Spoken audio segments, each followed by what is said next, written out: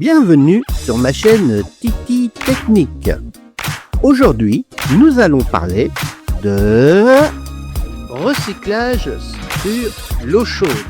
Faut-il en faire un, oui ou non? Et est efficace? Tout ça animé par Chéri le bricoleur. Et maintenant, vidéo! Salut mes petits clous, j'espère que vous allez bien. Aujourd'hui, une nouvelle vidéo. Alors cela ne va pas être une vidéo chauffage. On va partir plutôt dans une vidéo plomberie sanitaire. Une vidéo que j'étais pas trop décidé à faire. Mais si je la sors aujourd'hui, c'est parce que beaucoup de gens sur Facebook me posent la question sur les recyclages ECS. C'est de faire un recyclage qui revienne à vos ballons d'eau chaude. Donc, j'ai commencé à réfléchir à ça. J'ai regardé un petit peu ce qui se faisait, ce qui ne faisait pas. C'est vrai que c'est pas un sujet que j'aurais été spécialement attaqué parce que le recyclage eau chaude, c'est quelque chose qui se fait dans l'industrie, qui se fait dans les HLM, dans tout ce qui est bâtiments, lieux publics et tout ça. Chez le particulier, c'est beaucoup moins évident. Il y a du pour, il y a du contre. Donc, je vais essayer de vous expliquer tout ça. Donc, aujourd'hui, nous allons parler de recyclage eau chaude. Allez, recyclage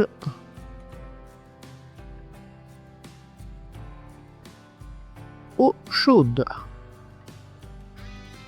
appelé aussi ECS, eau chaude sanitaire. Alors, petite bafouillée là, comme d'habitude, j'ai classé un petit peu mes ordres de ce que je vais vous développer. Alors déjà, à quoi sert un recyclage d'eau chaude? Pourquoi mettre un recyclage sur l'eau chaude? La seule réponse est que lorsque vous ouvrez vos robinets d'eau chaude, quand vous faites un bouclage sous votre robinet, vous aurez de l'eau chaude aussitôt. Je parle bien sûr des pavillons. Comme je vous le disais, tout ce qui est lieu public ou industrie ou tout ça, ou HLM, c'est déjà équipé en recyclage. Chez vous, particulier, bien souvent, quand vous ouvrez votre robinet, il vous faut le temps de votre chaudière jusqu'à votre robinet. C'est de l'eau qui a refroidi. Donc, il faut le temps que votre chaudière arrive à vous virer l'eau qui a refroidi avant que vous retrouviez votre chaude. Vous arrivez à perdre, allez, on va dire quoi, même pas 1 litre d'eau. Ou alors, il faut vraiment une grande maison. Mais si vous avez une maison très longue, là, il faut faire un recyclage. On va y venir. Mais sinon, vous allez perdre à peu près 1 litre d'eau à chaque fois que vous allez ouvrir votre robinet. Bon. Il y a des gens qui ça gêne de perdre 1 litre d'eau. Mais le but du recyclage ECS, eau chaude sanitaire, c'est que cela. C'est juste avoir de l'eau chaude dès que vous allez ouvrir votre robinet. Alors, la solution, elle est où? Je viens de vous le dire. Je vais plutôt vous dire comment résoudre le problème. Pour résoudre le problème, cela vous oblige à retirer un tuyau de votre robinet jusqu'à votre chaudière pour faire un bouclage, évidemment. Qui dit bouclage dit circulation d'eau. Donc circulation d'eau, il va vous falloir un circulateur d'eau chaude. Je vais y revenir après, je vais vous parler des circulateurs d'eau chaude. Et bien évidemment, il va vous falloir un stockage d'eau chaude, ce qu'on appelle un ballon, comme que ce soit un ballon électrique ou un ballon pris sur une chaudière fioul, gaz, pompe à chaleur. Ça, c'est la même chose pour tout le monde. L'eau chaude, c'est pareil pour tout le monde. Voilà, en quelque sorte, ce qu'il faut modifier dans votre installation. Je vais vous représenter ça schématiquement. Alors, le plus courant, je vais vous faire un ballon d'eau chaude. Hop, c'est un ballon de stockage. Donc ici, tout ça, ça vient de la chaudière. dans votre chaudière ou de ce que vous voulez, hein, de tout ce qui vous réchauffera votre ballon d'eau chaude. Hein. Donc, hop, vous rentrez comme ça. Et sur votre ballon ici, bien généralement, hop, si vous sortez, donc là vous avez le départ ECS. Vous allez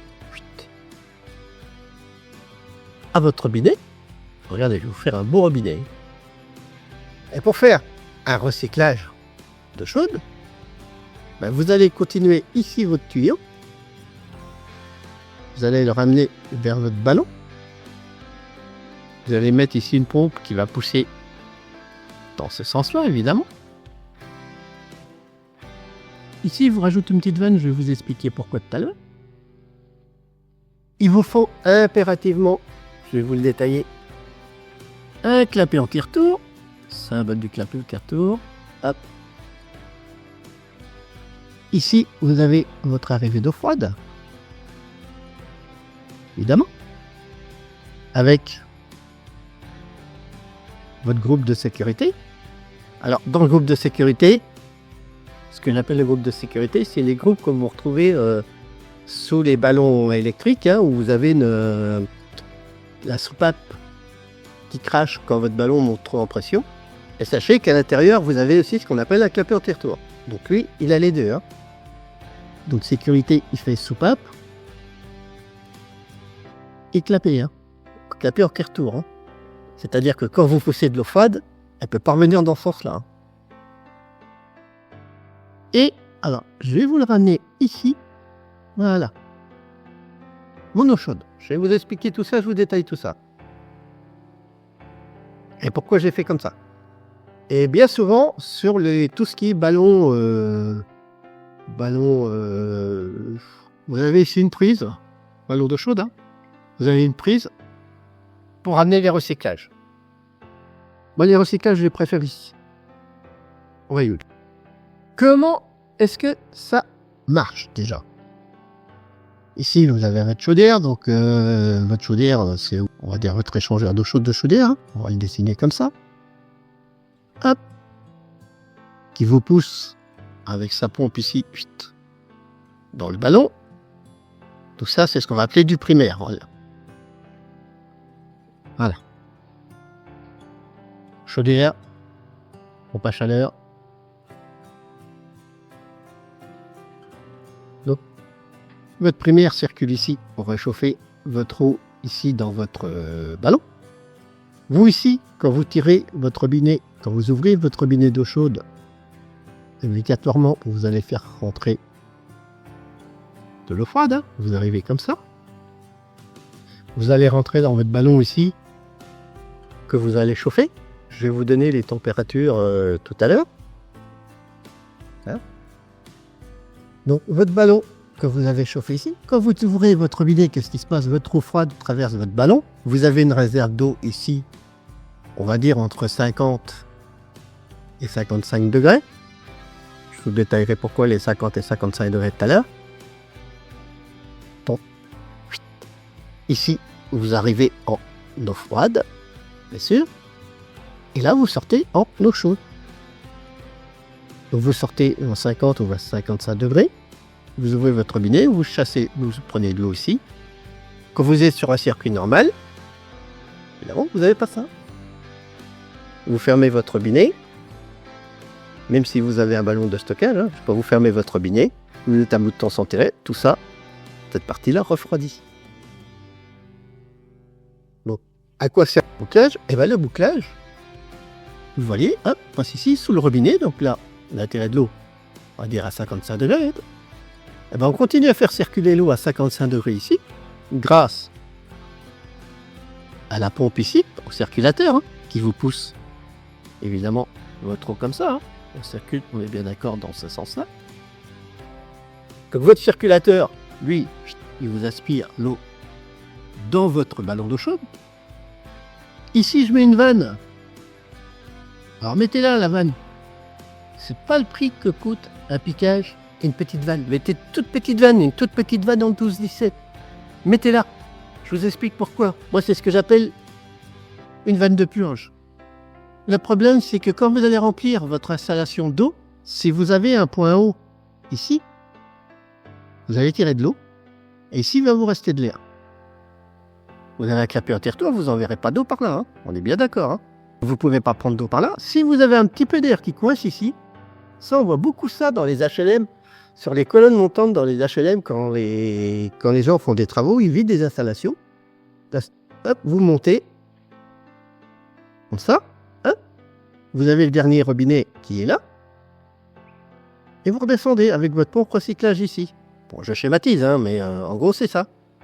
Bah, si vous coupez l'eau ici et là, pour aller faire des travaux à n'importe quel niveau, vous remplissez, vous remettez de l'eau, vous avez de l'air qui va se bloquer ici. Les gens, quand ils vont ouvrir le robinet, ils vont avoir de l'eau chaude. D'accord? Mais ici, quand vous avez de l'air, votre pompe, elle, il circule rien. Ce qui va se passer, c'est que dès que personne va tirer d'eau, bah, toute cette colonne-là va refroidir et les gens mettront un temps fou à avoir de l'eau. Donc, ce qu'on fait dans ce cas-là, on met une vanne de purge ici. Hop, on met un tuyau et on circule comme ça. Et on chasse l'air qui est là. Et après, votre bouclage se fait naturellement. C'est ce que j'appelle les vannes de purge. Mais ça, chez le particulier, faites-le. Faites-le si vous avez une mauvaise contrepente, un mauvais truc. Si vous bloquez un petit peu d'air, votre pompe, déjà, ne sera pas irriguée. Donc c'est déjà pas bon parce qu'elle ne va pas sentir elle ne va pas avoir son volume d'eau. Et ce que vous faites, ben vous branchez un tuyau là, hop, que vous foutez à l'égout. Vous ouvrez ça, qu'est-ce que vous faites? Vous forcez la part ici, ici, ici, ici, ici, ici, vous foutez à l'égout. Vous fermez votre vanne, vous faites ça 2 minutes, hein, vous allez voir, ça va faire une toute petite poussière. Hop, et terminé. Et là, vous avez bien plongé. Faites-le. Faites-le. Ça vous coûte rien de rajouter un thé et une petite vanne. Moi, ça les emmerde. J'ai vu beaucoup de plombiers sécher là-dessus. Hein. Pas chez des particuliers, mais dans des HLM. J'ai vu beaucoup de plombiers qui disaient « Je comprends pas, ma colonne d'eau chaude, elle circule pas, j'arrive pas à la faire circuler, il y a un truc. Purge. » Et voilà, c'est fait. Donc, voilà pourquoi ce que j'appelle la vanne de purge. Hein. On est bien d'accord. Donc ici, mon circuit est bien purgé. Donc je circule bien dans mon ballon ici. Ici, je mets un clapet intertour. Alors pourquoi je mets un clapet intertour? Clapet où? Eh ben, juste pour éviter que quand je vais ouvrir mon robinet ici, que je prenne de l'eau ici, mais que j'en prenne par ici aussi. Tout simplement. Je vais être sûr que l'eau que je vais tirer là vienne bien d'ici, que j'aille pas en rechercher comme ça.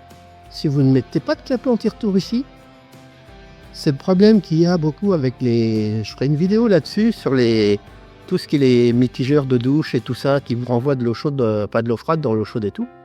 Mettez des clapets anti-retour. Absolument obligatoire.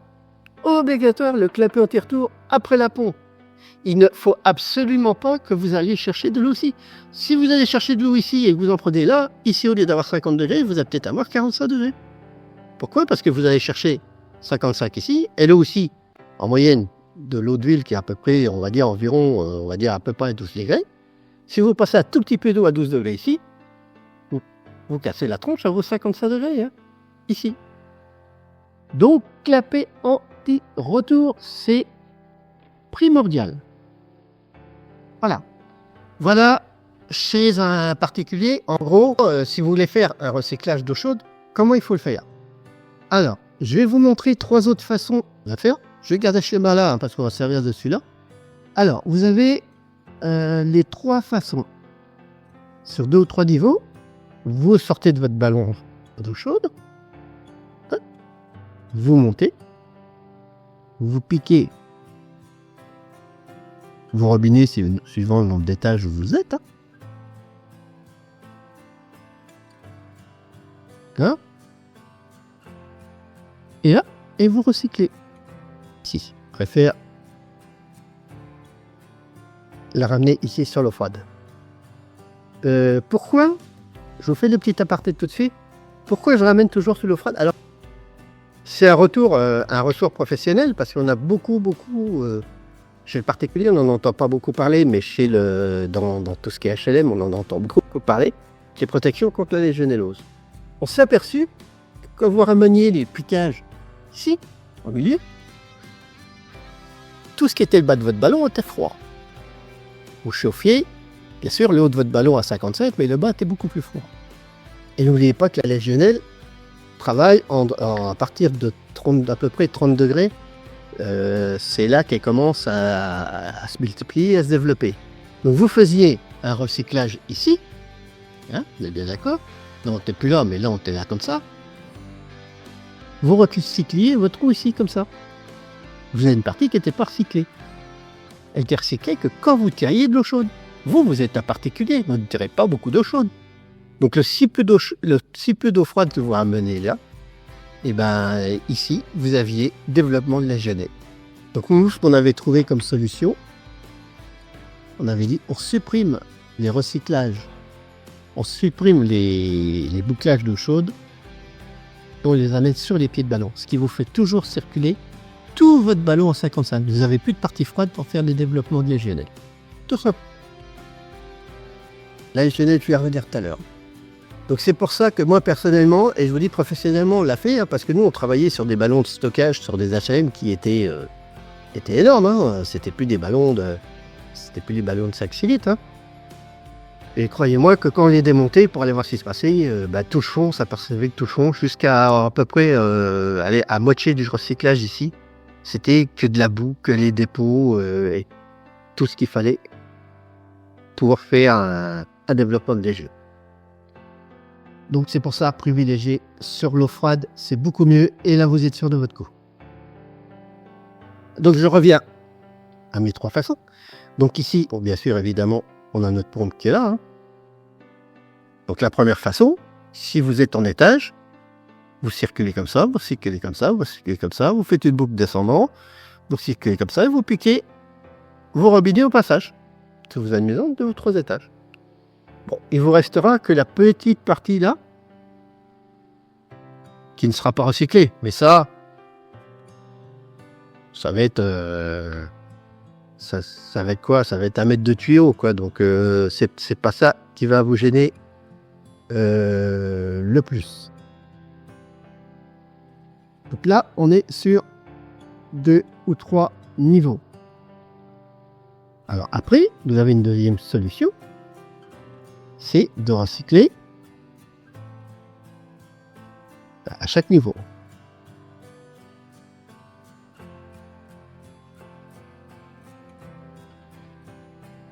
Je passe ici.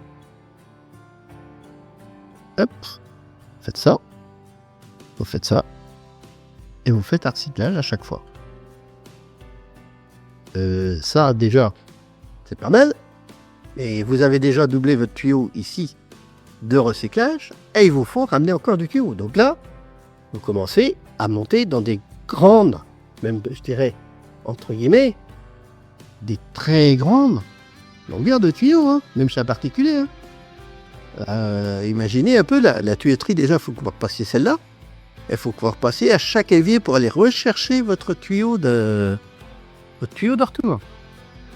Alors, ça marche, mais attention, il y a des gens qui ont fait ça, qui ont eu des problèmes. Parce que ici, vous avez une pompe qui a un certain débit. J'en reviens dans les débits de pompe. Hein. Et ben, il vous faut ici un tel réglage. De manière à équilibrer que le débit de votre pompe, alors, je vais vous prendre un chiffre bidon. Hein. Je vais vous les donner tout à l'heure. Mais si votre pompe fait par exemple 3 mètres cubes, alors, et ben il faudra que vous régliez ici 1 mètre cube, 1 mètre cube et 1 mètre cube. Ça vous oblige à mettre une tête de réglage. Comme sur le radiateur, c'est le même système. Hein. Vous équilibrez votre installation d'eau chaude. En plus des longueurs de tuyaux, j'ai une pompe, je rajoute des tuyaux et je rajoute des têtes de réglage. Inconvénient, c'est que l'eau chaude, c'est pas du chauffage. Hein. Chauffage, vous traitez. Votre eau, une fois qu'elle est traitée, ne vous faites plus trop de merde. Bon, on va vous faire un peu de boue, mais vous n'allez pas trouver de tuyaux qui se bougent, ni rien. Que l'eau chaude, c'est pas le cas. sous vos têtes de réglage, obligé de contrôler souvent, parce que sous vos têtes de réglage, vous avez de la merde, comme vous avez freiné les débits. Tête de réglage, c'est ça, hein, vous rentrez dedans, vous avez une vis ici, vous rentrez votre télé là, comme ça, et hop, normalement, vous avez une vis ici qui vous empêche, pas qui vous diminue le débit comme ceci. Hop. Et plus vous ouvrez, plus vous fermez, plus vous passez le débit. Obligatoirement, à cet endroit-là, vous aurez de la merde qui se mettra, vous perdrez les débits. Ça marche. Ça marche. Ça marche. Rien à dire. Hein. Pas très convaincu par ce genre de système. Et vous avez un autre système. Alors là, attention les vélos. Et c'est ce que vous trouvez le pli. C'est ce que vous avez tendance à... C'est ce que les plombiers vous font aujourd'hui. Ils se cassent plus la binette. Allez, hop. Je prends mon ballon d'eau chaude. Je fous une nourrice. Là. J'alimente tous mes robinets. On est bien d'accord, hein? Sur la nourrice.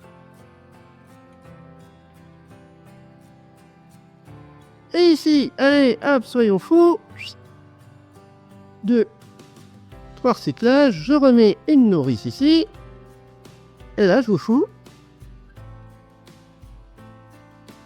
ma pompe recyclage qui vient ici, dans l'entrée d'eau froide, avec ici, mon groupe de sécurité. Donc ça, c'est pas embêté. Alors, bien souvent, je vous mettre des petites vannes, hein, je vous dis, regardez, je peux isoler. Combien de planches chauffant, un peu. C'est pareil. Hein. Je peux vous un robinet ici, de la nourrice, de là, de là, de là, de là. Alors là, c'est bien, hein, ça marche. Il n'y a rien à dire. Hein. Mais là, vous êtes inondé. Alors déjà, quand les 3/4 des maisons maintenant sont pas planchers chauffants, vous êtes inondé de tuyaux dans vos planchers. Hein. Mais là, imaginez un peu. Vous voyez un peu encore le nombre de tuyaux? Il vous faut des nourrices dans un coin. Il faut aller chercher le robinet plus loin, les nourrices, pour reprendre tout le monde, refaire tous les recyclages, revenir ici à l'autre nourrice pour remettre une pompe de charge ici. Et bien souvent, ça marche pas. Ou ça marche pas. Ça marche, mais ça marche pas. Donc si vous voulez, ça marche, et vous êtes obligé de refoutre un tas de réglage ici pour rééquilibrer. C'est compliqué, c'est pas si compliqué. Mais moi, je trouve que pour faire une petite économie de 1 demi-litre ou 1 litre d'eau, chaque fois que vous ouvrez votre robinet, voyez-moi qu'abondamment. Tout ça, on va avoir quelques litres d'eau. Hein. Ça, c'est clair. Hein. Donc, le piquage au milieu du ballon, je vous ai expliqué pourquoi nous, professionnellement, on les ramenait au pied des échangeurs. Hein. Sur les fins, de toute manière, les ballons de stockage étaient interdits. Au fur et à mesure, on les démontait, on mettait des échangeurs, mais ça ne changeait rien. Hein. Ce qu'il faut savoir, je vais vous le noter là.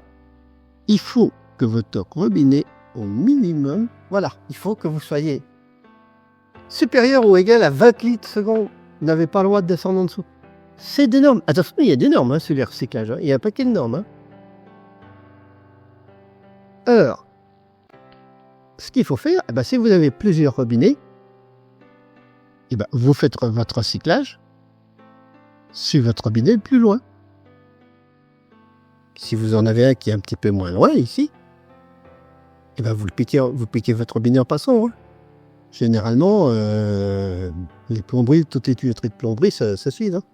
Mais comptez toujours le recyclage sur le dernier. Celui-là sera recyclé ici. Vous l'avez piqué là, hein. Donc là, il va aller chercher l'eau chaude ici, évidemment. Le plus loin, c'est celui-là, c'est lui qui nous sert de recyclage. Je vous fais encore un petit aparté là-dessus. Tout ça ne vous sert à rien si votre distance. Réglementation, hein. Je n'invente rien. C'est de la réglementation. Allez voir les lois, les textes de loi. Hop. Voilà mon robinet. Voilà ma production d'eau chaude. Alors là, je ne suis plus en ballon. Hein. Enfin, vous êtes en ballon, quoi, tout ce que vous voulez. Mais votre départ eau chaude est ici. Si vous avez 10 mètres de tuyaux entre votre production et votre premier robinet,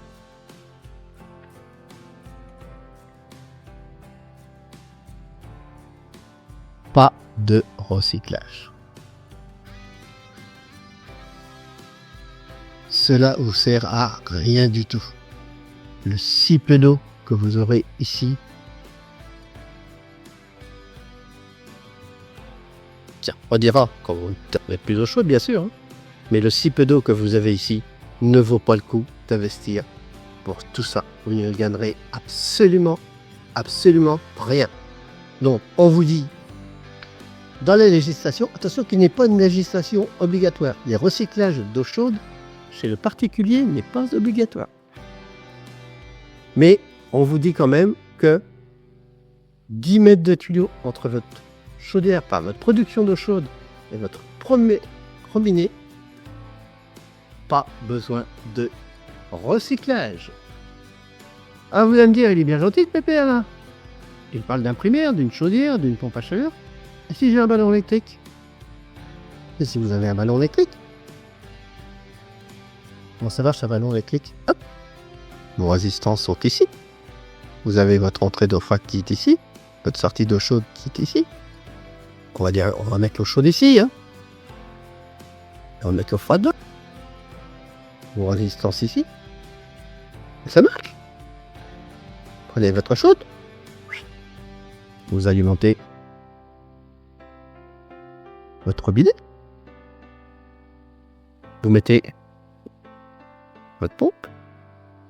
Et hop, vous revenez ici, à l'entrée de votre ballon. Ici, vous avez votre groupe de sécurité qui est là. Ça marche, hein? Ça marche pareil. Sur un ballon électrique, vous pouvez faire un recyclage d'eau chaude, comme sur les chaudières. La seule différence, c'est que là, vous avez déjà votre stockage d'eau chaude. Tandis que là, il faut rajouter un ballon.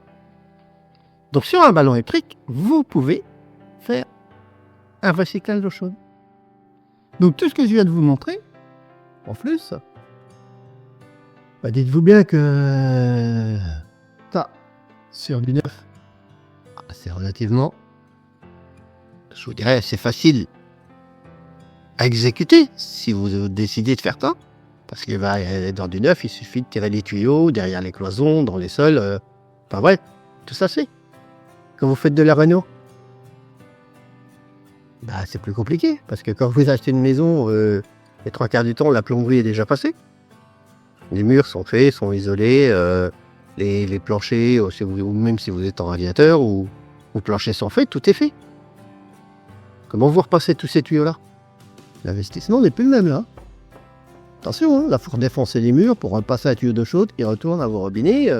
Et ça ne veut pas dire que votre robinet de cuisine ne sera pas au départ de votre maison et votre salle de bain ne sera pas à l'autre bout de la maison. Hein. Donc il faudra traverser toute la maison pour chercher le robinet le plus loin. Donc en réno, c'est beaucoup plus compliqué. Hein. Et réfléchissez en deux coups. Si vous voulez faire du recyclage d'eau chaude en rénovation, en neuf, vous en parlez avec votre constructeur, vous dire, bah, moi, je veux il va vous calculer ça. Hein. En rénovation, faites hyper attention. Alors, si je vais revenir sur mes chaudières ou mes pompes à chaleur. Donc, votre chaudière, elle a des chaudières ici. Hein. Si vous êtes en instantané.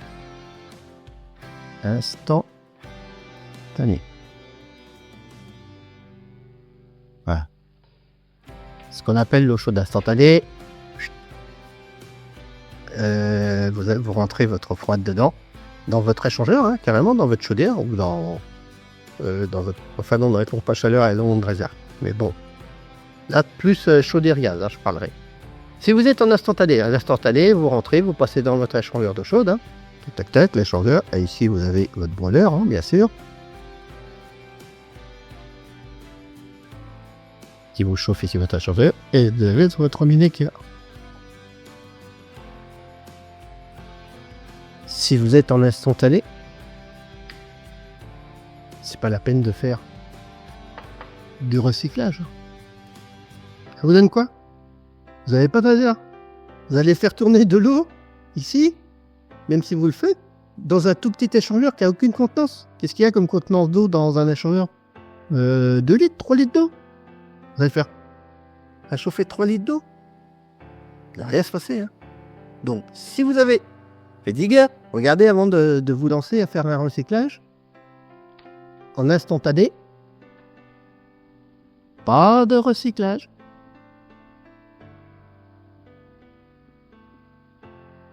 Ça vous sert à rien du tout.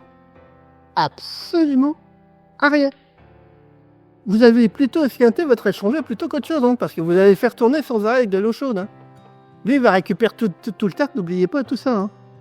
Donc, non.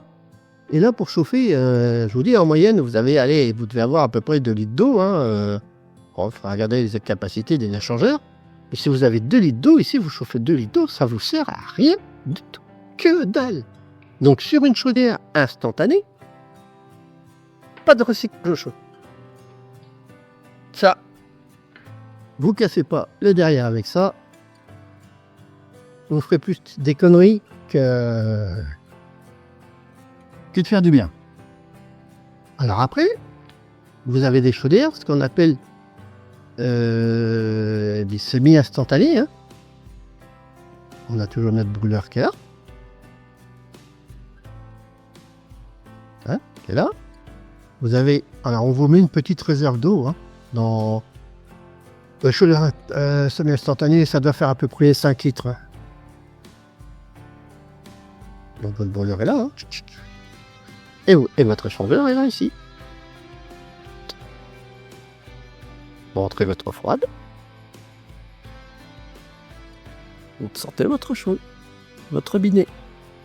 J'aime bien ma façon de dessiner robinet, tu vois. Je regarde si le logo de robinet, c'est bien pas. Vous voyez de chaudière ou une pompe à chaleur. Hein. Pompe à chaleur, c'est le même système. Hein. Pompe à chaleur, bah, vous avez votre pompe de votre pack ou de votre chaudière.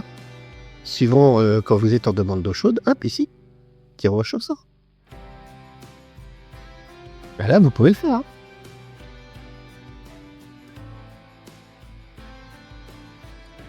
Là, vous pouvez le faire. Là, je suis d'accord. Mon cap l'aperture aussi. Ma petite vanne de mélange, j'y tiens. Alors, vous allez me dire comment ça va? Comment je tire de l'eau ici? Ok. Je rentre de l'eau froide, groupe de sécurité, hein, avec son cap l'aperture aussi. Je rentre de l'eau froide, ici, hop, je tire de l'eau si j'ai de l'eau. Alors là, il vous faut de l'eau minimum à 55 degrés. Je vais revenir tout à l'heure dans les législations. Là, par contre, c'est de la législation. Et bien là, vous allez sortir à 55 degrés. Là, vous allez vous casser la figure un petit peu. Vous allez revenir à peu près à 45. Allez, on va dire entre 45 et 50. Bon, dans les bouquins, ils vous disent 10 degrés. Moi, si vos cyclages, si vos tuyaux sont bien... je vais revenir aussi aux tuyaux. Si vos tuyaux sont bien calculés, on va dire 5 degrés. Allez, vous passez ici à 50. Vous ramenez de l'eau à 50 degrés, que vous avez mélangé avec de l'eau à peu près à 12 degrés. Ben ici, vous allez passer sur votre échangeur. Ça va réchauffer. Ce qui veut dire que votre pompe ici, qui vous sert aussi pour votre chauffage, hein, et ben ça veut dire qu'ici vous allez avoir une sonde qui va vous mesurer la température d'eau en haut de votre ballon. Quand vous tirez de l'eau, vous rentrez de l'eau froide, vous ramenez de l'eau de 50 degrés, ça va se casser là, vous figure. Vous allez démarrer votre brûleur, votre pompe ici va vous pousser dans l'échangeur et vous allez réchauffer l'eau que vous ramenez ici. Jusqu'à ce que la sonde dise ici, je suis à 55 degrés. D'accord? Bon. Vous arrêtez de tirer de l'eau. Votre chaudière, elle va tourner. Elle va vous remonter à 55 degrés. Et là, elle va passer sur son réseau chauffage, elle va vous arrêter. Comme toutes les chaudières, hein, même les packs, hein, c'est pareil. Hein. Quand vous faites du tirage d'eau chaude, vous avez une 23 mois qui est ici, qui vous fait une inversion, votre pompe, entre l'eau chaude et le chauffage. Hein. Donc quand vous tirez de l'eau chaude, vous stoppez le chauffage. Hein. N'oubliez pas. Hein. Donc là, bah, déjà, vous avez été un bout de temps à chauffer parce que vous avez une masse d'eau qui est beaucoup plus grosse à chauffer que de l'instantané. Et hop, Quand vous avez récupéré votre sonde d'ici à votre régulation 55 degrés, votre pompe elle repasse ici sur le chauffage. Vous stoppez ici votre circulation. Stand-by. Oui. Ben, ok, ça se passe. Mais, je vais vous poser une question là-dessus. Ici, je tire pas d'eau.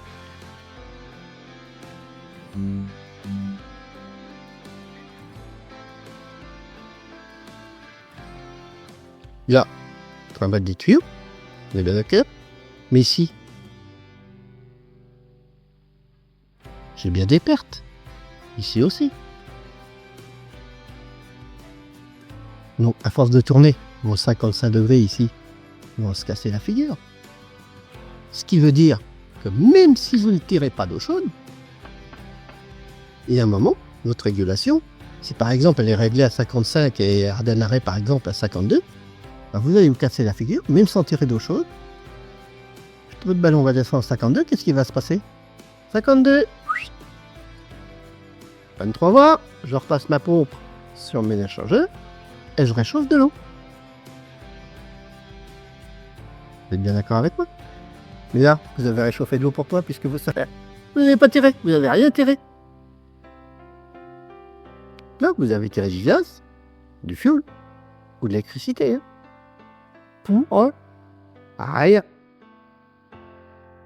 Pour rien. J'y reviendrai dans les conclusions. Maintenant, je vais vous parler. Puisque là, je vous ai parlé du fonctionnement sur un ballon. Alors après, vous avez des ballons de 5 litres qui sont dans les chaudières ou qui sont dans vos packs qui sont intégrés à l'intérieur. Et si vous le voulez, vous pouvez faire des ballons d'eau chaude plus conséquents. Hein. Vous pouvez faire des ballons de 10 litres, 20 litres, 30 litres, 50 litres. Hein. Et n'oubliez pas, hein, plus votre ballon sera gros, tout ce que vous allez perdre en énergie entre deux, il faudra toujours maintenir en température, même si vous tenez la pompe. Ça, n'oubliez pas. Alors, la pompe. Alors, vous avez plusieurs marques de pompes. Hein. Sachez qu'une pompe, une petite pompe recyclage comme cela, en moyenne, ça vaut 170 balles. Hein. La pompe. Hein. Ça vous fait déjà quelques 5 litres que vous tirez à votre bidet. Ça vous coûte déjà quelques 5 litres. En moyenne, une pompe. Attention, ce sont bien des pompes eau chaude. Pourquoi les pompes eau chaude? Tout simplement parce que le corps de la pompe, sur les pompes eau chaude, soit ils sont en laiton, sur des pompes à 170 balles, hein.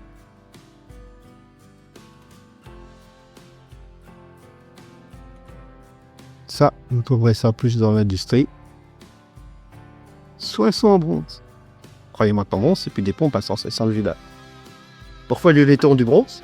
Comme je vous le disais tout à l'heure, là, vous êtes sur de l'eau chaude. Vous n'êtes pas sur de l'eau traitée, là, vous êtes sur de l'eau qui est agressive.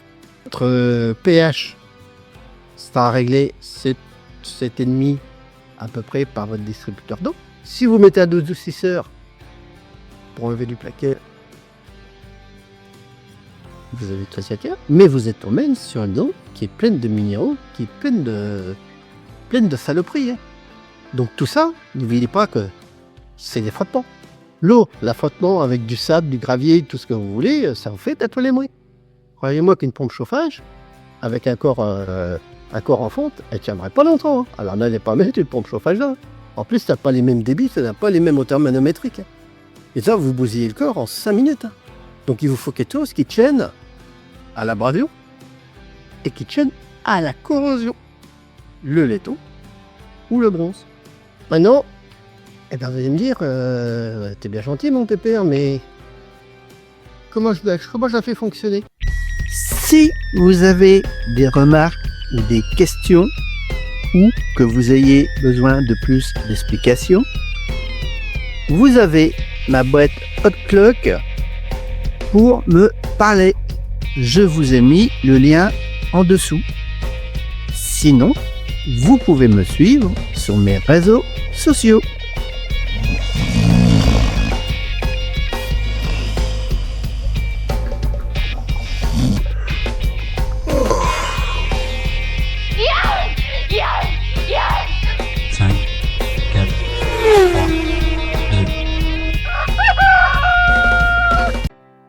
Alors, je vous donne quelques combines. Alors là, il y a des gens qui les mettent. Alors ça me fait toujours rire.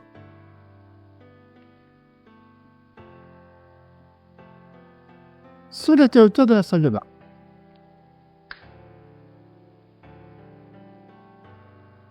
C'est-à-dire que quand vous allez prendre une douche, si c'est votre douche qui est le plus loin, et quand vous appuyez, vous rentrez dans votre salle de bain, vous appuyez sur l'interrupteur, vous allumez la lumière, vous mettez votre pompe recyclage. Et quand vous sortez de votre douche, vous coupez votre interrupteur, vous arrêtez votre pompe. J'y reviendrai avec la lésio à ça, je vais reprendre ça. Donc il y en a qui font ça. Bon, ouais. Et si vous ne servez pas de la... Si vous êtes un crachou, vous ne lavez pas pendant une semaine, vous allez bien à la vaisselle. Comment vous faites pour alimenter votre deuxième avis ici? Vous allez allumer la salle de bain pour avoir du recyclage? Bon. Alors il y en a même qui sont... Alors bon, les branchements, les branchements, il faut faire gratte. Je ferai des cours d'électricité. Je pense que j'aurai fini le chauffage. Je reviendrai sur l'électricité. J'expliquerai tout ce qui est des branchements. Mais bon. Allez, il y a d'autres personnes qui vous mettent des détecteurs. Des détecteurs de présence.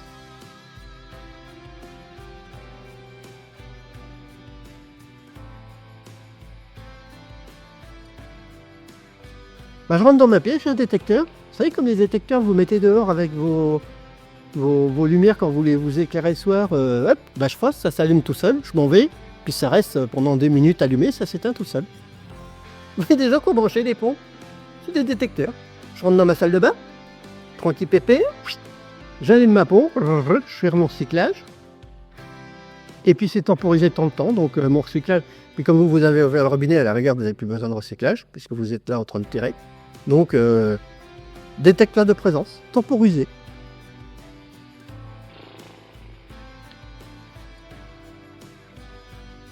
Attention,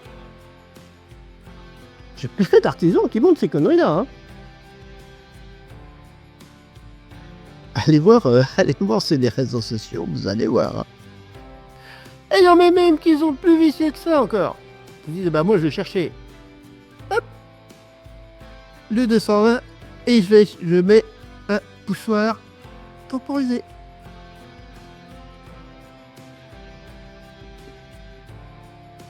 Au lieu d'avoir un interrupteur, vous avez un petit bouton poussoir, vous appuyez dessus. Quand vous appuyez dessus, il est temporisé. Au bout de tant de temps, il s'arrête. Vous rentrez dans votre cuisine, je vais faire ma vaisselle. Mon poussoir temporisé. Je vais dans ma salle de bain, je vais prendre ma douche. Hop, mon poussoir temporisé. Vous trouvez ça pratique, vous?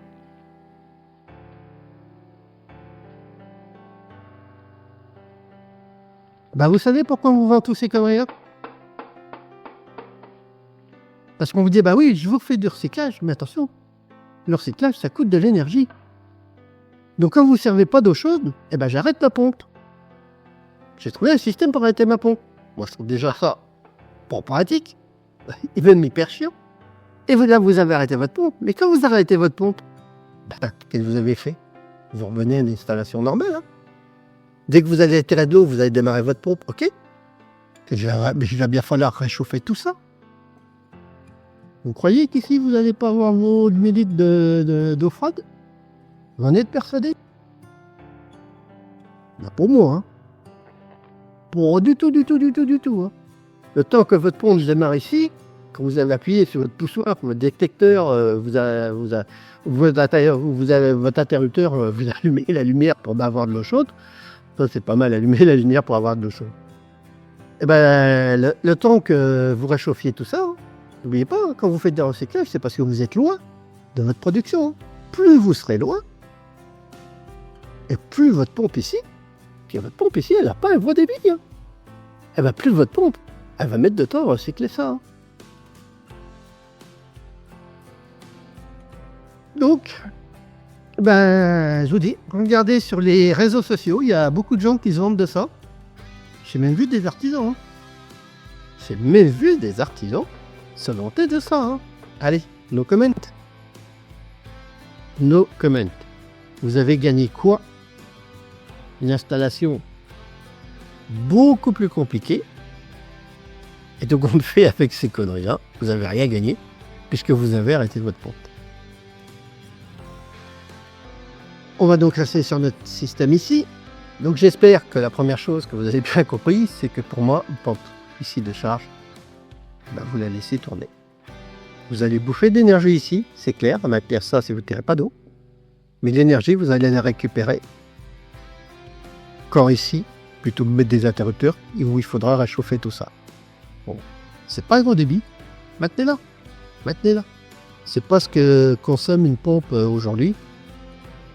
Voilà. Bon, par contre, vous allez chercher un petit peu ici de primaire, en bas de votre chaudière, un petit peu de temps en temps, de l'énergie, même si vous ne tirez pas d'eau. Voilà. Alors, ce qu'il faut savoir, c'est que vos tuyaux là, et déjà, il faut les isoler. Hein. Comme je vous parlais tout à l'heure, il faut parler des pertes des températures. Je vous prends un exemple. Hein. Il existe des abacs là-dessus, hein, mais je vous ai pris l'exemple un tuyau de vin en cuivre avec une isolation.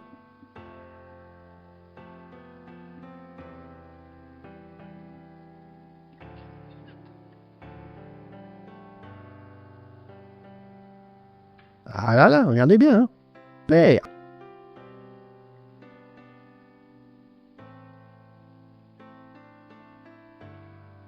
5 watts par mètre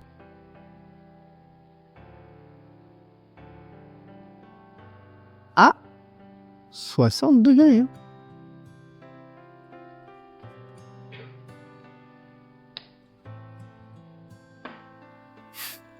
Un cuivre de 20, isolé 40 mm, perd 5 watts par mètre. Si vous avez 10 mètres, vous avez perdu 50 watts. C'est-à-dire qu'ici, il vous faudra 50 watts. Il faudra que vous réchauffiez 50 watts rien que pour les pertes ici des tuyauteries. Donc hyper important.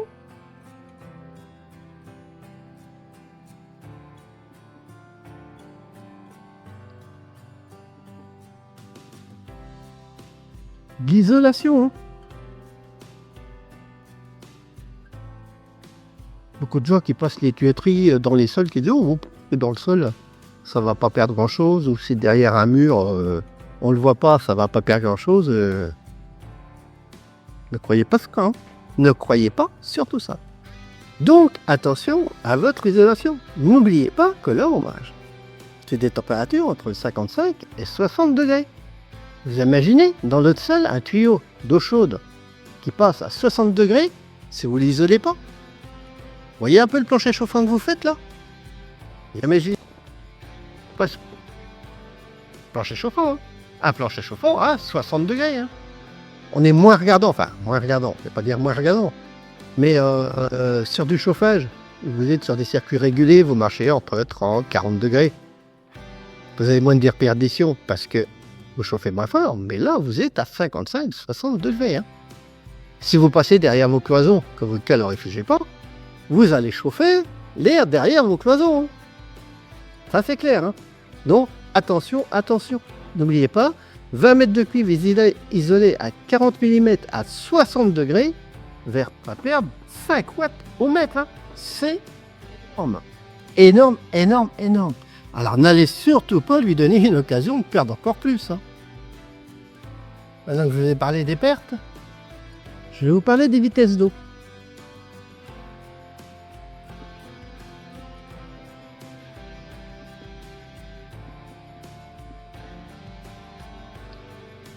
Donc comme je vous l'ai dit tout à l'heure, la norme 0,2 mètres secondes pour un sous-sol, partie droite. Et après, il faut que vous soyez pas supérieur à 0,5 mètres secondes, ce qu'on va appeler les colonnes montantes. Colonnes montantes. C'est-à-dire qu'à partir du moment où vous montez, c'est une colonne montante. Hein. Vous passez dans un sous-sol ou au rez-de-chaussée. Pas qu'un temps, votre chaudière soit en sous-sol, soit au rez-de-chaussée. Vous êtes à 0,2 mètres. Pour rester à 0,2 mètres secondes. Ça, c'est énorme, par contre. Hein. Si vous montez, après, il vous faut un débit de 0,5 mètres secondes. Alors, je vais vous donner ça à titre indicatif. Je vais vous mettre ici un diamètre. Je vais vous mettre ici un mini. Je vais vous mettre ici un maxi. Je vais vous mettre du cuivre. Je vous ai pris les diamètres les plus courants. Hein. 14, 16, 16, 18, 20, 22. Il vous faut au minimum 0,1 litre et au maximum 0,3 litres de débit. Ici 0,15. Vous voyez qu'au marchand c'est des gros débits. Hein. 0,45. C'est des mètres cubes. Hein. C'est-à-dire que là, ça vous fait 100 litres, 150 litres, 450 litres. Et en 2022, il vous faut 0,25, 0,8. Comme si vous laissiez un robinet ouvert pendant 1 heure et vous avez sorti 100 litres. Hein. Vous ne passez pas plus dans un 14-16. Hein. Je vous ai pris le PE. Je vous ai pris 2 diamètres. Hein. Le 20 et le 25. Ce qui est le plus courant.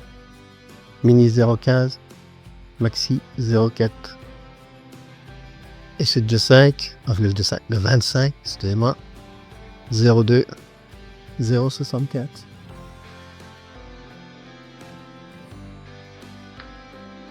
Voilà vos débits d'eau.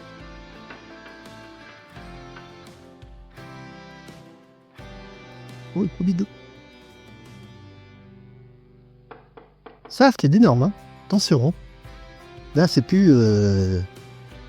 C'est comme ça que doit compter votre plombier. Si vous faites recyclage, hein. Ça, il doit compter. Hein. Quand à le temps, ils n'en ont rien à battre. Hein. Je vais dire, ils prennent 20 tuyaux de 14, parce qu'on continue un tuyau de 14, je vous mets une pompe là-dessus. Je suis à recyclage, et puis j'en ai rien à foutre des tuyaux, des machins et trucs. Bon, enfin bref. Alors là, je vous fais encore un petit aparté. Ce qu'il faut savoir, c'est qu'à partir du moment où vous faites de recyclage, vous êtes obligé d'avoir des tuyaux plus gros. Si vous faites ici un départ par exemple en 14-16, avec un recyclage, vous serez obligé de faire un 16-18. Bon, il y en a qui disent que vous pouvez descendre d'1 diamètre au niveau de la pompe. Vous savez, je vois pas tellement ce que ça change. Hein. De manière, la pompe elle a son débit. Si vous la freinez ici dans un tuyau plus faible, elle passera le débit du tuyau plus faible, pas du tuyau plus gros. Donc, pour moi, garder le même diamètre, on n'est pas en retour. On a déjà fait le tour, donc on a fait les diamètres, on a fait tout ça. Et ben, je vais vous parler de Légio. Légionnel. Alors là, attention.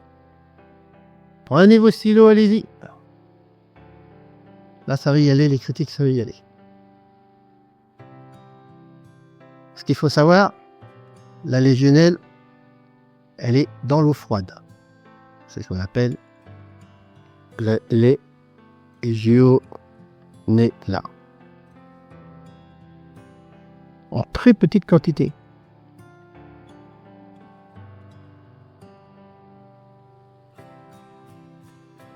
Et pas de développement. Enfin, pas de développement. Rien, on va dire. Pour ainsi dire rien. Pas de développement.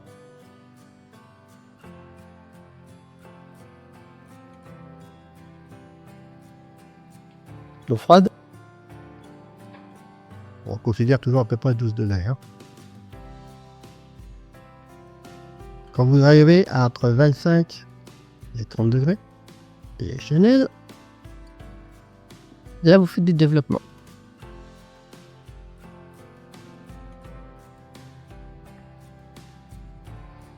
Vous faites, on va dire un développement, allez, vous faites un développement moyen. Moyen. C'est cuit comme un cochon.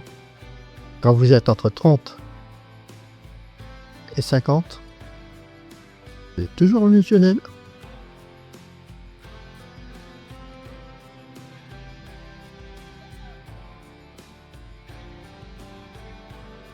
Et là, ça y va, c'est le développement maxi.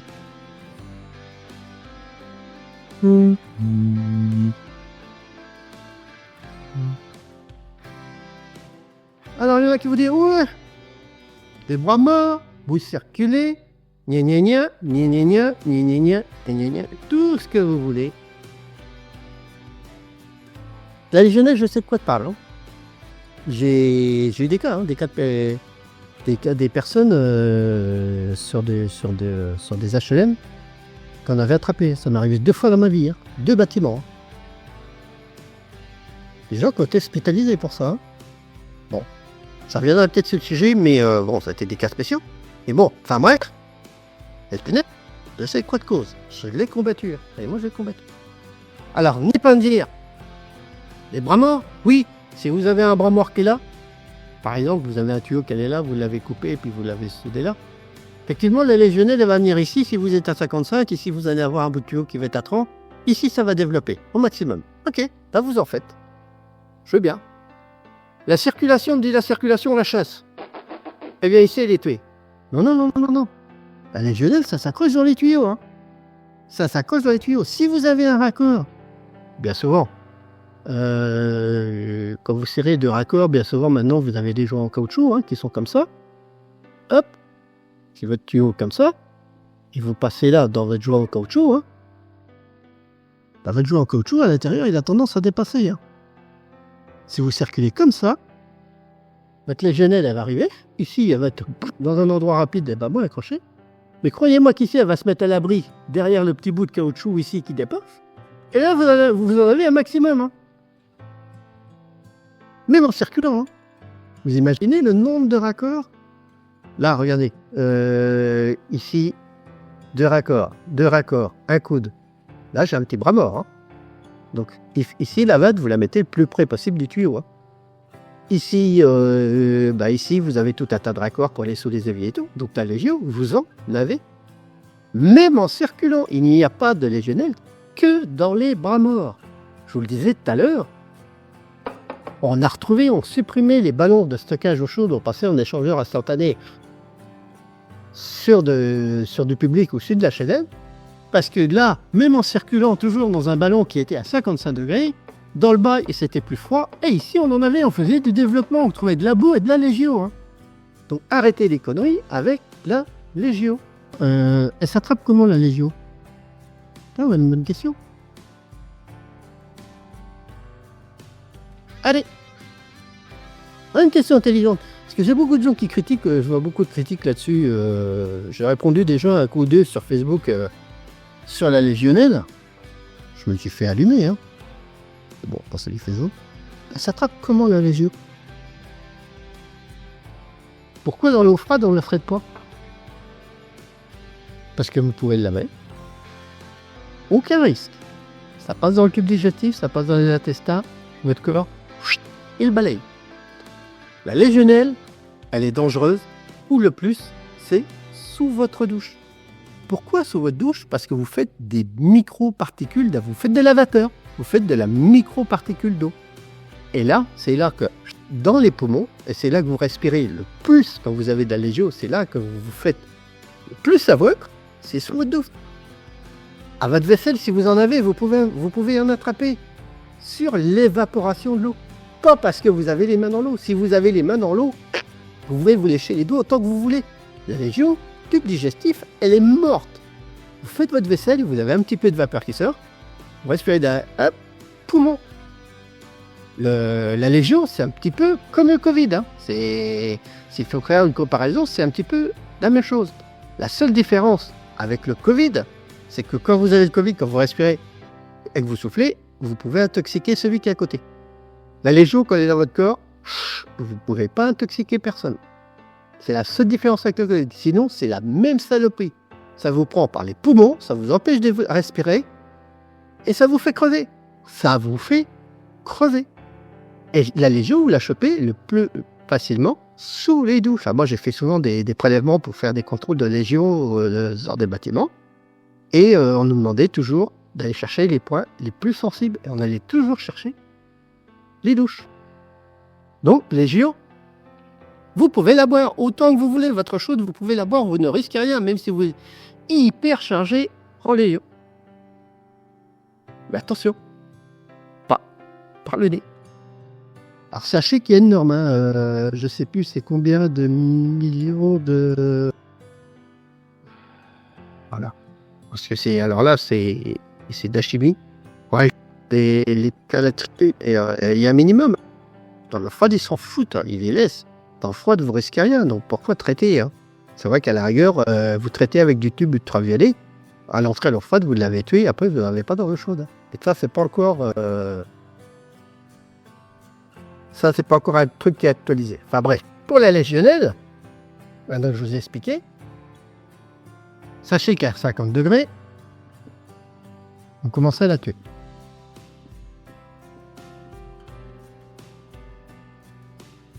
Vous allez la tuer. À 55 degrés, à 55 degrés, vous êtes sûr qu'elle est morte. Là, vous êtes sûr de l'avoir. Vous êtes sûr de l'avoir tué. Là, on commence. Là, on est sûr. Si vous avez un bouclage qui reste toujours, c'est pour ça que le bouclage sur l'eau froide, ici, c'est intéressant. Et vous maintenez toujours vos 55 degrés comme ça.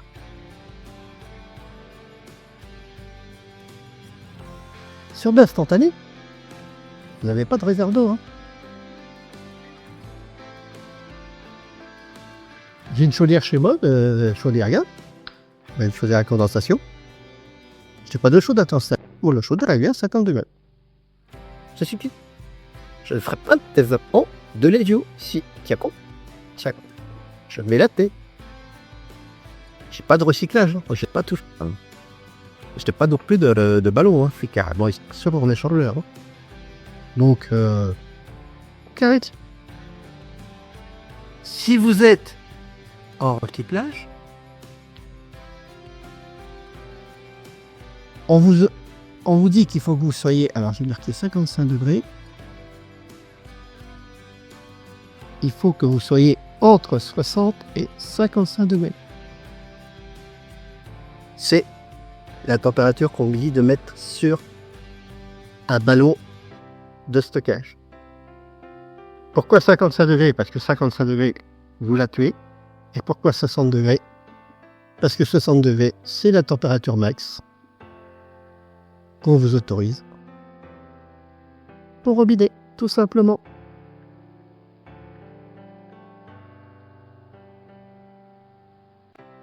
On estime qu'à 60 degrés, vous ne serez pas ébouillanté. Vous allez vous brûler. Oui, 60 degrés, mettez de l'eau même à 50. Hein.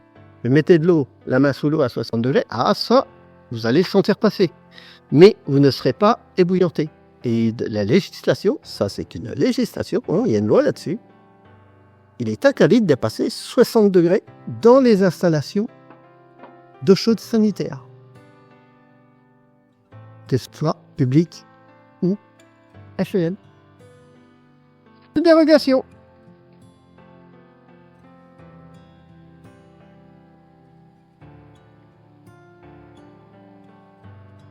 Alors vous avez une dérogation qui est à 70 degrés.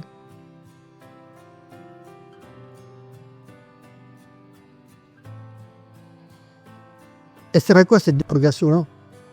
Cette dérogation-là, elle vous sert tout simplement si vous avez un bâtiment qui est de la légionnelle. Alors, dans le public, on le fait. Je vais vous expliquer pourquoi. On monte l'eau à 70 degrés de stockage ici. Et on va ouvrir tous les robinets. Vous pouvez faire ça dans des écoles, dans des gymnases, dans des mairies.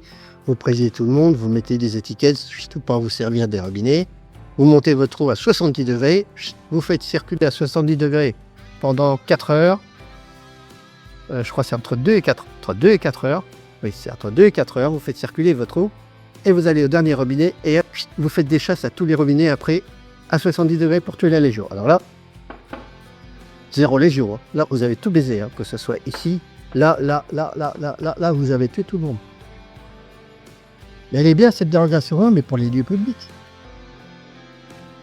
Comme je disais, une mairie, une école, un gymnase, enfin, ce que vous voulez, des bureaux, des trucs comme ça. Un HLM. Vous voyez des gens, vous leur dire, mettre de l'eau à 70 degrés déjà, vous aurez toujours un abruti qui, quand ça départ à 70 degrés, qui va se plonger dedans. N'oubliez pas que la législation, c'est 60 degrés. Vous l'avez orienté, c'est vous qui avez raison. Et il faut que pendant les 2 ou 4 heures que vous circulez, suivant la grandeur de votre bâtiment, personne ne tire l'eau. Mais imaginez, vous avez un bâtiment où vous avez 50, 100, 150 jours. Et mettre des pancartes où vous allez bloquer tous les robinets dans 150 jours, vous aurez toujours un abruti qui va vous ouvrir un robinet entre deux. Là. Donc la dérogation des 70 degrés, on dira qu'elle existe. Alors elle existe, elle est là, elle est autorisée. Je crois qu'ils font maintenant certains chauffe-eau, je crois que c'est des thermodynamiques. Enfin, je contrôle ça. Qui font, de temps en temps, qui font des poussées à 70 degrés. Automatiquement.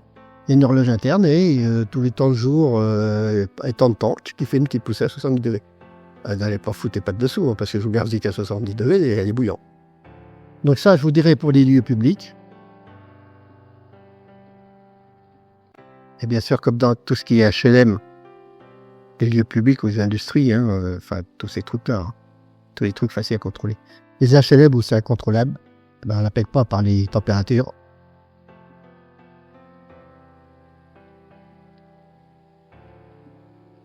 On n'a pas le traitement. Chloration. C'est vrai que celui qui a inventé la javel, il a fait un sacré truc ce jour-là. Chloration, c'est de la javel. Voilà. Bon, là, je m'écarte un petit peu du recyclage d'eau, mais c'était pour faire un petit aparté sur la Légio, parce que j'en entends beaucoup causé, tous les gens qui parlent de recyclage d'eau chaude.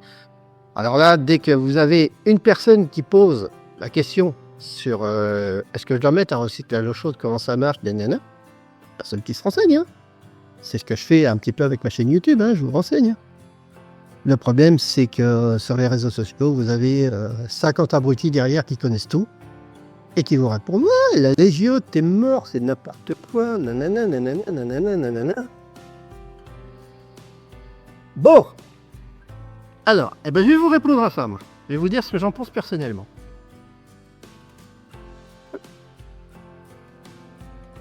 On va arriver dans les conclusions. Je vais vous faire la conclusion sur la Légio. Sur l'HLM, sur l'industrie, oui, je sais. Je connais, je vous l'ai dit, comment on allait faire les prélèvements, tout ça. Là, ici, comme il n'y a pas d'obligation, on ne sait pas. Personne. Non. Prélèvement de Légio chez un particulier. En plus, pas l'air, l'eau chaude. Personne. Comment voulez-vous savoir, sur une installation telle que vous allez dessiner là, si vous allez avoir la Légio là, avec 55 degrés ici, si personne n'a jamais fait l'expérience? C'est comme quand les vélos sortis, tout le monde était blanc. C'est bien les vélos que je sais en faire. Ben oui, celui qui savait en faire, c'est celui qui était monté dessus. C'est pas celui qui l'a regardé. Ben c'est exactement pareil. Maintenant, moi je vais vous répondre. Légio? Je sais pas. Je trouve avec vous, je vais vous dire. Point d'interrogation. Je sais pas. Alors arrêtez tous les petits rigolos là, qui disent ouais, t'es un con parce que la Légio ça n'existe pas dans ces températures-là, ou alors t'es un abruti parce que de toute manière tu en auras. Arrêtez. Faites des prélèvements et démontrez-moi-le. Démontrez. Je veux bien faire insulter, mais il faut me démontrer. Par A plus B que j'ai tort. Là je vous réponds, je sais pas. Mon avis personnel, non. Je vous dirais non. Pour moi, non. Si vous rebouclez ici, alors ça, sur l'eau froide, si vous avez un stockage, pour moi, en Légio, vous risquez pas grand-chose. Si vous êtes bien à 55 en départ, vous arriverez ici à 50. Je vous l'ai montré tout à l'heure, 50, c'est là que vous commencez à la tuer. Pour moi, personnellement, je pense pas qu'il y ait de problème. Théoriquement, non. Mais je ne vous certifie pas. Non. un non absolu, je vous dis bien, théoriquement, non. Je reste toujours sur un point d'interrogation. Personne n'ira faire des prélèvements de lait. Vous savez combien ça coûte un prélèvement de lait? Il faut payer ça dans un laboratoire. Il n'y a qu'un laboratoire qui fait ça en France. Et il vous faut complètement jouer. Et tout. Il contrôle presque une semaine. Hein. Ne l'oubliez pas, ça. Hein. Donc, c'est pas donné. Hein. Notre légio, normalement, non. J'ai bien dit, normalement. Le recyclage d'eau chaude, bien sûr. Qu'est-ce que ça vous amène? Alors, ça vous amène du confort. Ça, je suis tout à fait d'accord avec vous. Vous n'avez plus intérêt pendant, des secondes de Russie, vous n'avez plus votre 2 minutes d'intérêt. Bon. Un certain confort, ouais. Si vous avez des maisons qui sont hyper longues, ok, je veux bien encore. Ça vous amène une économie d'eau.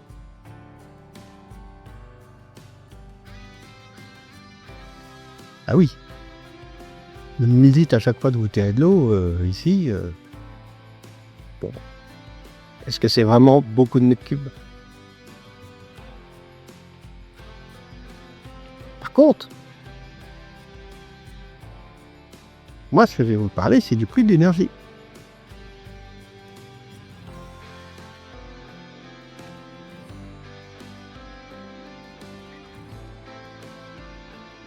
Est-ce que vous croyez que ça vaut le coup d'investir dans tout ça,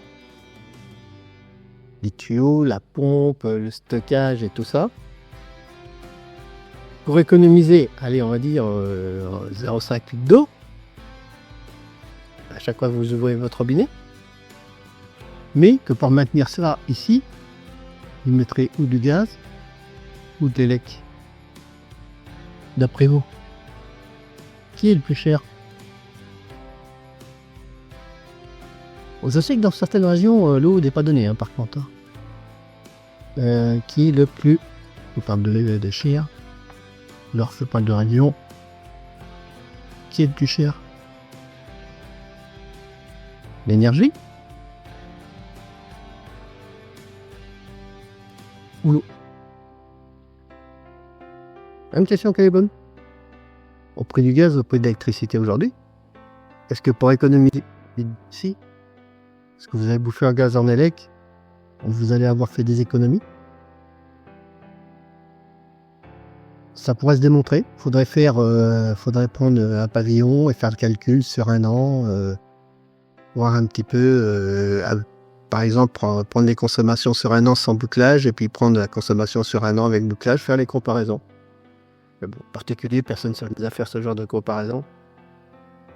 Vous dire que vous aviez fait des économies, alors ça, tout le monde ne voit que bouclage. Économie, économie, économie. Non. Je vous dis confort. Oui. Économie d'eau. Oui. Économie d'énergie. Je ne suis pas persuadé. Et faudra faire le calcul. Je vous fais un petit peu comme un légio. Je vous dis point d'interrogation. Je ne suis pas persuadé que ce que vous aurez gagné au prix du mètre cube d'eau, vous n'ayez pas perdu à maintenir votre ballon d'eau chaude à température, tout simplement. Alors, arrêtez de dire j'économise, j'économise, j'économise. Approuvé. Moi, je vous le dis et je vous le répète, je veux bien qu'on contredise, je veux bien qu'on vienne me dire que j'ai tort sur certaines choses. Qui ça, je l'ai toujours dit, je n'ai pas la science infuse. Mais moi, ici, je vous démontre des choses par A plus B. Dites-moi, oui, t'as tort. Parce que, et refaites-moi un A plus B en me démontrant que j'ai tort. Là, je vous dirai, oui, ok. Bon, j'ai tort, je vais rectifier. Quitte à rectifier vidéo, hein, s'il faut rectifier des vidéos, je les rectifierai. Hein. Mais n'est pas me dire, t'as tort juste pour le plaisir de dire t'as tort, juste pour descendre. Hein. Ça sert à rien du tout. Donc, beaucoup de personnes disent « c'est miraculeux, vous faites des super économies ». Je vous répondrai « ouais, s'il fallait mettre le poids sur la balance, à mon avis, on sera en équilibre. Vous n'économiserez pas d'énergie en faisant un recyclage. Vous gagnerez du confort, vous économiserez un peu d'eau, mais au prix d'énergie. Je vous le dis et je vous le répète, je ne suis pas persuadé. Je ne vous dis pas, ce n'est pas, je vous dis bien, je ne suis pas persuadé que la balance penche d'un côté ou de l'autre. Donc voilà mes petits clous. Nous voilà arrivés donc au bout de cette vidéo sur recyclage CS. Hein. Recyclage, bouclage, vous pouvez l'appeler comme vous voulez. Bon, comme je vous le disais, c'est pas une vidéo que j'étais spécialement... j'étais pas parti pour faire une vidéo là-dessus. C'est particulier, on n'en parle pas beaucoup. On commence à en parler, hein, mais ça commence à se faire, ça vient. Beaucoup, mais je vous dis, je l'ai faite parce que beaucoup de gens m'ont posé des questions sur ce sujet. Donc nous voilà arrivés au bout de la vidéo. Si la vidéo vous a plu, n'hésitez pas, mettez-moi mon petit pouce bleu. Si vous êtes fan, n'hésitez pas à vous abonner. N'oubliez pas, plus j'ai d'abonnés, plus je grandis, plus je peux vous faire des vidéos. Hein. Là, je vous fais beaucoup de vidéos sur plomberie chauffage, mais j'ai d'autres sujets en attente derrière qui arriveront, hein, parce que je vais finir un petit peu le sujet plomberie chauffage. Donc n'hésitez pas à vous abonner. Je remercie aussi tous les abonnés qui me suivent, hein, évidemment. Et en attendant, je vous dis à bientôt mes petits clous pour dans une prochaine vidéo. Salut. Alors c'est pas fini, car il reste encore deux petites choses. Si vous avez aimé cette vidéo, alors mettez un petit pouce bleu. Et si vous êtes fan, n'hésitez pas à vous abonner. Ceci est vraiment la fin de la vidéo. J'espère qu'elle vous aura plu et qu'elle vous aura aidé. Et je vous dis à bientôt mes petits clous pour dans une prochaine vidéo.